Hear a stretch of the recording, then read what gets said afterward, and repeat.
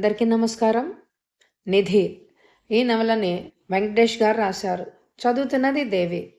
Like చేయడం మర్చిపోకండి friends. ఇంకా కథలోకి వెళ్దామా?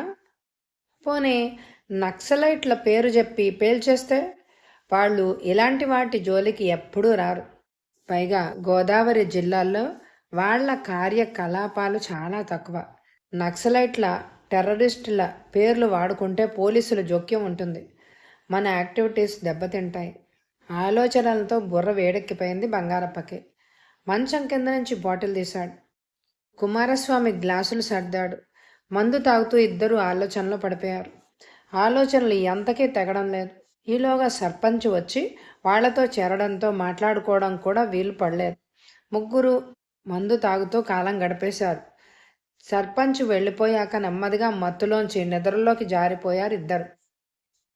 ఫోన్ రింగ్ అవుతున్న శబ్దానికి పెరడులో ఉన్న పల్లవి పరిగెత్తుకుంటూ వచ్చి ఫోన్ తీసింది. ఇది మూడోసారి రింగ్ అవడం. నువ్వు ఎక్కడికైనా వెళ్ళామేమో అని అనుకున్నాను, చెప్పాడు సంతోష్. అయ్యో, నేను పెరట్లో పనిచేసుకుంటున్నాను. నాకిప్పుడే వినిపించింది, చెప్పింది పల్లవి. సరే సరే, ఎప్పుడు నేను చేస్తే మాట్లాడడమేనా? నువ్వు ఫోన్ చేయవా అని అడిగాడు సంతోష్. నాకు చేద్దామనే ఉంటుంది, కానీ మీరు ఆ టైంకి ఖాళీగా ఉంటారో ఉండరోనని. నువ్వు ఫోన్ చేస్తే మాట్లాడలేనంత బిజీగా ఏమీ ఉండనులే. ఒకవేళ ఉంటే తర్వాత చేయమని చెప్తా. సరే, రేపటి నుంచి చేస్తానులే. ఏంటి, నేను ఏదైనా అడిగితే సమాధానం చెప్పడం మాట్లాడడమేనా? అలా కాదు, నువ్వు ఏదైనా చెప్పు. నీ ఫ్రెండ్స్, నీ స్కూల్ లైఫ్, మీ ఊరి గురించి ఇవన్నీ చెప్పడానికి ఏముంటాయండి? అవనే కాదు, నాతో ఏం మాట్లాడాలనిపించదా? ఏమో, నాకు తెలీదు. అయ్యో మొద్దు, నీకెలా చెప్పాలి? మీరు కూడా అనేసారా? మా అమ్మ కూడా అలాగే అంటుంది, నేను మొద్దునని. ఏం చెయ్యను, తెలివితేటలు లేని మొద్దుని, చెప్పింది పల్లవి. అయ్యో, నేను ఆ ఉద్దేశంతో అనలేదు, ఏదో ముద్దుగా అన్నానంతే. పైగా చాలా అందమైన ఆడవాళ్ళకి మెదడు ఉండదని అంటారు. అలాంటి లెక్కల్లో నీకు అందం ఉంది కాబట్టి పర్వాలేదు, సర్ది చెప్పాడు. సరే, రేపు ఫోన్ చేస్తాను, ఉంటాను అన్నాడు సంతోష్. ఫోన్ పెట్టేసి చిన్నగా నిట్టూర్చింది పల్లవి. అతనితో మాట్లాడుతున్నంతసేపు ఎంతో బాగుంటుంది ఆమెకి. మరోపక్క భయం కూడా, తెలిసి తెలియక ఏం మాట్లాడి అతనికి కోపం తెప్పిస్తానో అని.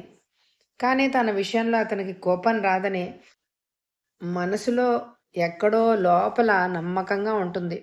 బహుశా మార్దవంగా ఉండే అతని మాట తీరు, సౌమ్యంగా కనిపించే ఫోటోలోని అతడి మొహం ఆమెకి ఆ నమ్మకం కలిగించింది. అతడు, కూతురు అలా మాటల్లో మునిగిపోవడం వెంకటనారాయణకి, పల్లవి తల్లి సత్యవతికి సంబరంగా ఉంది. అంత దూరం చేస్తున్నాం అమ్మాయిని అన్న దిగులు ఏ మూల ఉండేది ఆ దంపతులకి. ఇప్పుడు ఆ దిగులు కాస్తా పోయింది. ఇక రాజా అయితే అక్కని ఎప్పుడు ఆట పట్టిస్తూనే ఉంటాడు. ఊళ్ళోని ఆమె స్నేహితురాళ్ళు సంతోష్ ఏమేం మాట్లాడుతున్నాడో పల్లవిని అడిగి అందరికీ ఆ విశేషాలు చేరవేస్తూ ఉన్నారు. దాంతో ఊళ్ళో అందరికీ వాళ్ళ ఫోన్ సంభాషణ తాలూకా వివరాలు తెలిసిపోతున్నాయి. ఇవి అటు ఇటు తిరిగి పల్లవికి చేరే అవకాశం లేకపోవడంతో ఆమె అమాయకంగా అవన్నీ చెప్తూనే ఉంది. కొంతమంది వెంకటనారాయణని మాత్రం వేళాకోళం ఆడుతుంటే ఆయన గర్వంగా నవ్వుకుంటున్నాడు. మరోపక్క సంతోష్ తల్లిదండ్రులకు కూడా ఆనందంగానే ఉంది. పల్లెటూరి సంబంధం, కొడుకు ఎలా రియాక్ట్ అవుతాడోనని వాళ్ళకు కూడా లోపల సంశయంగానే ఉంది. ఇప్పుడు కొడుకు ఆ అమ్మాయిని అంతగా ఇష్టపడడం చూసి వాళ్ళకు కూడా ఆనందంగానే ఉంది. ఈ 3 నెలలు ప్రేమ జంటలా గడపని, తర్వాత పెద్దలు చేసిన జంటలా గడుపుతారు అని అనుకుంది. అటు పల్లవి, ఇటు సంతోష్ మాత్రం రోజుల్ని లెక్క పెట్టుకుంటూ గడుపుతున్నారు. ఆ రోజుల్లో ఒక్కరోజు తరగడానికి అక్షరాల 24 గంటలు పడుతోంది. అందుకే వాళ్ళిద్దరికీ కాలం చాలా నెమ్మదిగా సాగుతున్నట్టు అనిపిస్తోంది. తనకి విడుదగా ఇచ్చిన ఇంట్లో కూర్చొని దీర్ఘంగా ఆలోచిస్తున్నాడు బంగారప్ప. ఆ రోజు డ్యూటీలో జాయిన్ అవ్వాలని కుమారస్వామి బెంగుళూరు వెళ్ళిపోయాడు. బంగారప్ప మాత్రం ఏకాంతంగా కూర్చుని నిధి బయటికి వచ్చే మార్గం గురించి ఆలోచిస్తున్నాడు. 800 కోట్ల రూపాయల డీల్ ఎటూ కాకుండా ఆగిపోయింది. 8,000 కోట్ల రూపాయల నిధి దగ్గరలోనే నేల కింద ఉండి ఊరిస్తోంది. కుమారస్వామి చెప్పిన ప్రకారం ఇంకా ఎక్కువే ఉండొచ్చు. ఎలా దాన్ని బయటకు తీసి మూడో కంటికి తెలియనీయకుండా మాయం చేయడం? 2-3 రోజుల నుంచి సాగుతున్న ఆలోచనలు ఓ కొలిక్కి రావడం లేదు. ఎన్ని రకాలుగా ఆలోచించినా ప్రతి దానిలోనూ ఏదో ఒక లొసుగు. ఎలా ఎలా ఎలా ఆలోచనలు మరీ తీవ్రమైనప్పుడు మందు బాటిల్ ఓపెన్ చేయడం బంగారప్పకు అలవాటు. ఇప్పుడు కూడా అదే పని చేశాడు. తాపీగా మందు కొడుతూ మళ్ళీ ఆలోచించసాగాడు. నెమ్మదిగా గొంతు దిగుతున్న మందు గజిబిజిగా ఉన్న ఆలోచనల్ని ఒక లైన్లోకి తీసుకొస్తున్నట్టుగా ఫీల్ అయ్యాడు బంగారప్ప. అప్పుడు ఒక క్రమంలో ఆలోచించసాగాడు. ప్రస్తుతం మనకున్న సమస్యలు అంటూ వరుసగా మననం చేసుకోసాగాడు. 1. ముందు శివాలయం కూలిపోవాలి. అది ఎవ్వరికీ అనుమానాన్ని, కోపాన్ని కలిగించకూడదు. అలా అని అందరి దృష్టి దాని మీద పడకూడదు. 2. గుడి కూలిపోగానే రాత్రికి రాత్రే నిధిని మాయం చేసి బెంగుళూరుకి తరలించాలి. నిధి అంటూ బయటికి రావాలే కానీ తరలించడం పెద్ద సమస్య కాదు. ఒకవేళ ఏదైనా అటు ఇటు అయినా కానీ మన ఉనికి మాత్రం బయటపడకూడదు. 4. ఏం చేసినా ఎలా చేసినా అంతా సహజంగా జరిగినట్లు జరిగిపోవాలి, లేదా పొరపాటున జరిగినట్టు జరిగిపోవాలి. అంతేగాని కావాలని చేసినట్టు ఉండకూడదు. అప్పటిదాకా కొద్దిగా మందు తాగడం వల్ల చురుగ్గా పనిచేసిన మెదడు మరింత డోస్ పడేసరికి మొద్దుబారిపోయింది. ఆలోచనలో పదును తగ్గి పిచ్చి పిచ్చిగా పనికిరాని ఆలోచనలు రాసాగాయి. మొత్తం ఊరినంతా బాంబులు పెట్టి పేల్చేసి నిధిని పట్టుకొని వెళ్ళిపోవాలి. ఊళ్ళో ఒక విధ్వంసం సృష్టించి అందరి దృష్టి అటు మరల్చి నిధిని తవ్వెయ్యాలని. మతాల మధ్య చిచ్చు ఎలాగూ కుదరదు కనుక కులాల మధ్య పెట్టి అనుకుంటుండగానే రిలాక్స్డ్గా కూర్చున్నవాడు దిగ్గున నిటారయ్యాడు. కులానికి ఒక దేవుడు ఉండడం కొత్తేం కాదు. కింద కులాల దేవుడి మీద దాడి చేస్తే ఆ పని చేసింది అగ్ర కులాల వాళ్ళేనని వాళ్ళు ఎదురు దాడి చేస్తారు.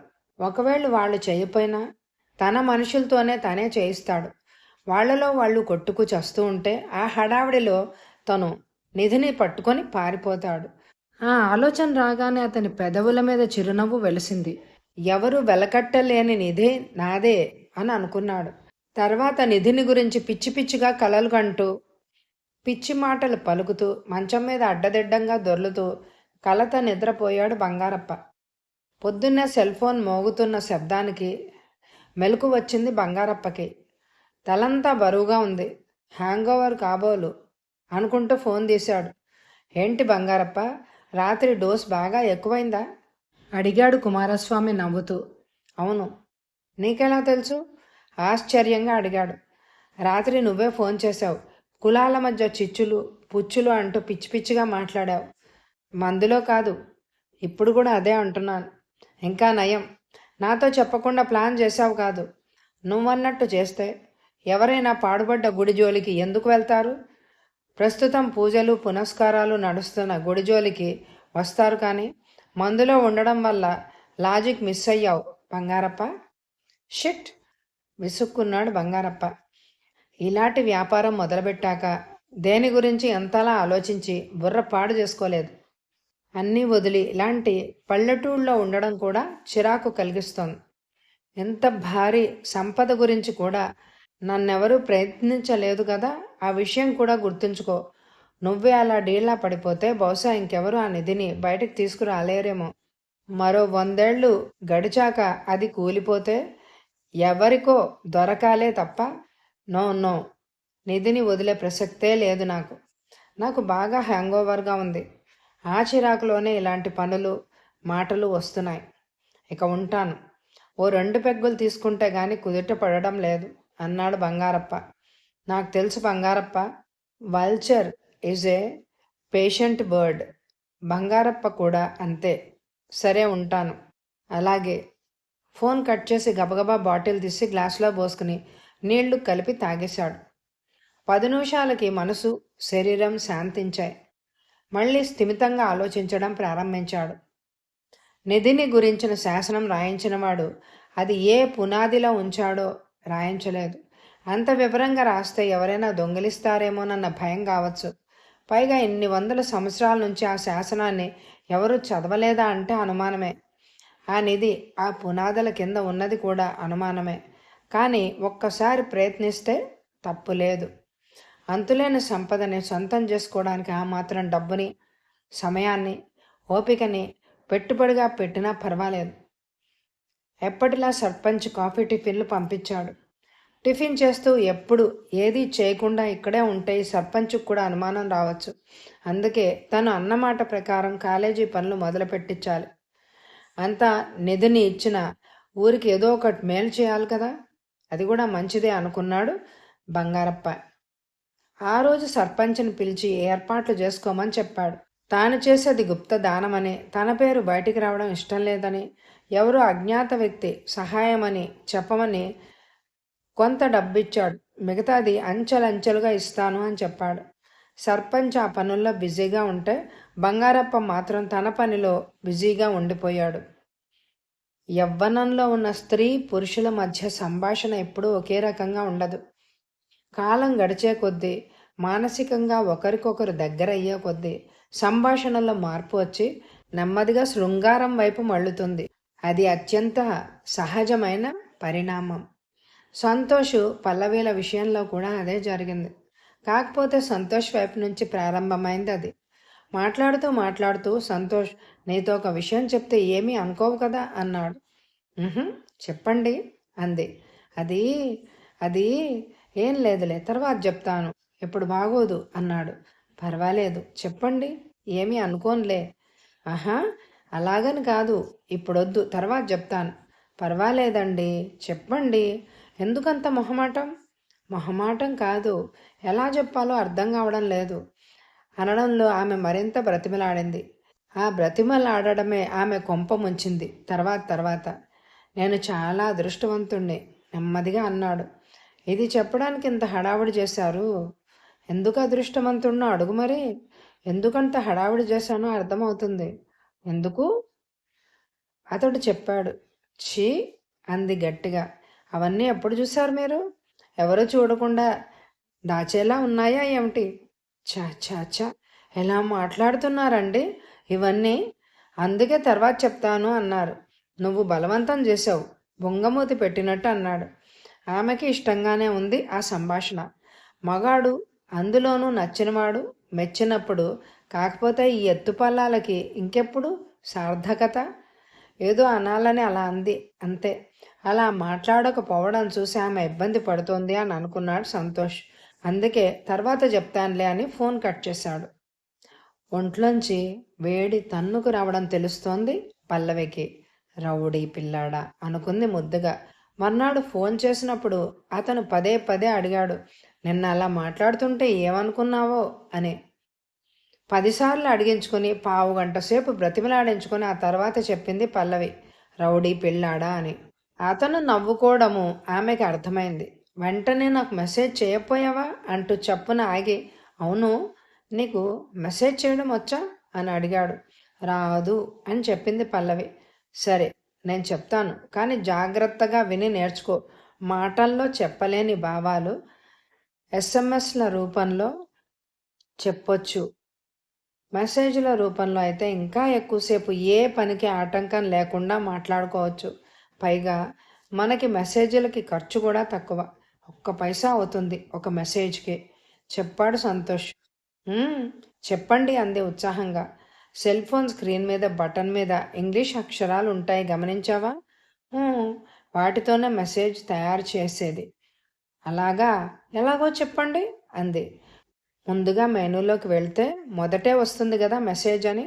అందులో క్రియేట్ మెసేజ్ అన్న ఆప్షన్ని నొక్కితే ఒక పేజీ స్క్రీన్ మీద ప్రత్యక్షం అవుతుంది. అప్పుడు పల్లవి అనే నీ పేరు స్క్రీన్ మీద టైప్ చేయాలంటే PQRS ఉన్న 7 నంబర్లు గల బటన్ని ఒకేసారి నొక్కాలి. స్క్రీన్ మీద P వస్తుంది, అలాగే 2వ నెంబరు.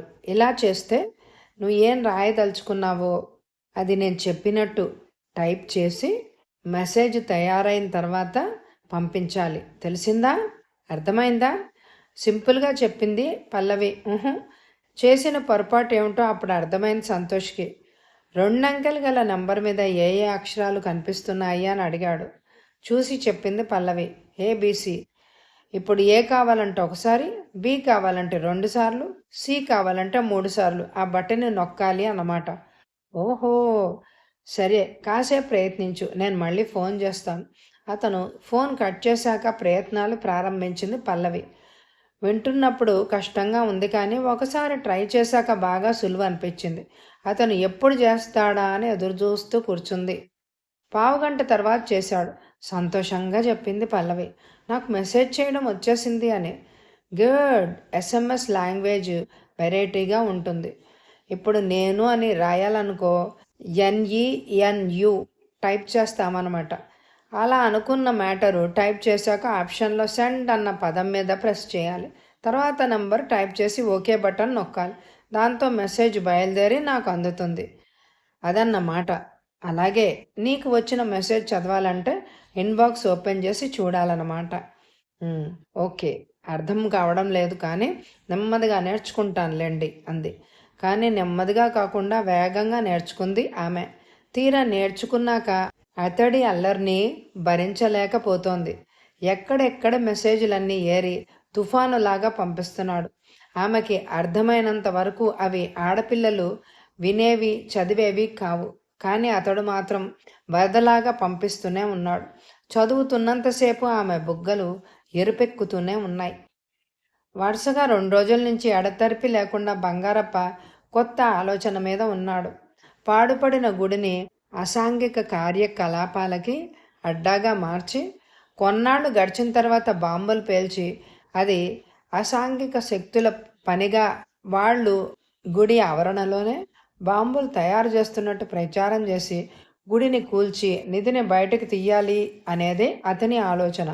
అందుకోసం ముందుగా తన అనుచరుల్ని 10 మందిని ఊళ్ళోకి దింపి గుళ్ళో పేకాట మందులాంటి కార్యక్రమాలు పెట్టుకోమని చెప్పి గ్రామస్తుల రియాక్షన్ని బట్టి తర్వాత స్టెప్పు వేయాలని నిర్ణయించుకున్నాడు.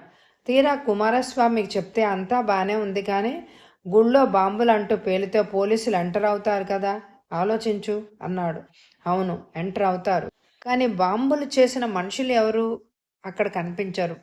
కొన్నాళ్ళు ఎంక్వైరీ చేసి కేసు మూసేస్తారు. రాష్ట్రంలో ఉగ్రవాదం ఉధృతంగా ఉన్న రోజుల్లో అలాంటి సంఘటనలు జరిగితే పోలీసులు ఆ విషయాన్ని తేలిగ్గా వదలరు. పైగా లోకల్ పోలీసులే గాక పై స్థాయి వాళ్ళు కూడా ఎంటర్ అవుతారు. బంగారప్పకి లోపల రగిరిపోతోంది. ఏది అనుకుంటే అందులోనూ లొసుకు. ఎంత ఆలోచించినా ఏమీ తట్టి చావడం లేదు. విసురుగా బాటిల్ లాగి గడగడ తాగేసి నేలకేసి కొట్టాడు కసిగా. వెంటనే మంచం మీద అడ్డంగా వాలిపోయాడు. త్వరగా నిధిని సొంతం చేసుకోవాలన్న ఒత్తిడి బంగారప్ప బుర్రని మరింత షార్ప్గా మారుస్తోంది. ఒక్కో పథకానికి వస్తున్న అడ్డు మరో పథకంలో ఆ లొసుగు లేకుండా ఆలోచించేలాగా చేస్తోంది. అలా రకరకాలుగా ఆలోచిస్తున్న బంగారప్ప బుర్రలో తళుక్కుమని మెరిసిందొక ఆలోచన. అది క్రమంగా విస్తృతమై మంచి పథకంగా రూపుదిద్దుకుంది. ఆ ఆలోచన క్రమం ఈ విధంగా సాగింది. గుడి కూలగొట్టడం అనేది ఖచ్చితంగా జరగాలి, కానీ అది పొరపాటున జరిగినట్టు ఉండాలి. సానుభూతి తప్ప ఆ ఘటనపై ఎవరికి ఎలాంటి అనుమానం రాకూడదు. దానికి కారణమైన వాళ్లే గుడిని పునర్నిర్మించాలని చెప్తే ఆ కాసింత గొడవ సద్దుమణిగి పోవాలి. అలాగే నిధి కూడా అత్యంత వేగంగా రహస్యంగా ఇక్కడి నుంచి తరలిపోవాలి. అలా ఆలోచిస్తున్నప్పుడు అతనికి తట్టిన ఆలోచన సినిమా షూటింగ్. సినిమా షూటింగ్ జరుగుతున్నప్పుడు పొరపాటున జరిగిన పేలుడులో గుడి కూలిపోవాలి. జరిగిన నష్టానికి పశ్చాత్తాపపడుతూ నిర్మాత కొత్త గుడి కట్టిస్తానని వాగ్దానం చేయాలి. ఆ నిర్మాణంలో భాగంగా నిధి తరలిపోవాలి. ఆ ఆలోచన రాగానే బంగారప్పలో నిరాశ మాయమై కొత్త ఉత్సాహం చోటు చేసుకుంది. వెంటనే తదుపరి కార్యక్రమానికి శ్రీకారం చుట్టాడు. అక్కడి నుంచి బయలుదేరి హైదరాబాద్ చేరుకుని తన ముఖ్య అనుచరుణ్ణి ఒకడిని పిలిచి సినిమా నిర్మాత వేషం కట్టించాడు బంగారప్ప. కుమారస్వామి కుర్ర దర్శకుడిని ఒకడిని పిలిచి తన అనుచరుడి చేత తాను సినిమా చేద్దాం అనుకుంటున్నానని, కథ సిద్ధంగా ఉందని, జయాపజయాలతో సంబంధం లేకుండా అతనికి ఇష్టమైన నటీనటులతో ఇష్టమైన సాంకేతిక నిపుణులతో సినిమా చేసి పెడితే చాలని, ఎంత కావాలంటే అంత ఇస్తానని చెప్పాడు. ఆ దర్శకుడు ఒప్పుకున్నాడు. శరవేగంగా సినిమా కార్యక్రమం ప్రారంభమైంది. హీరో హీరోయిన్లు, ఇతర పాత్రలు, సాంకేతిక నిపుణులు సెలక్షన్ పూర్తయింది.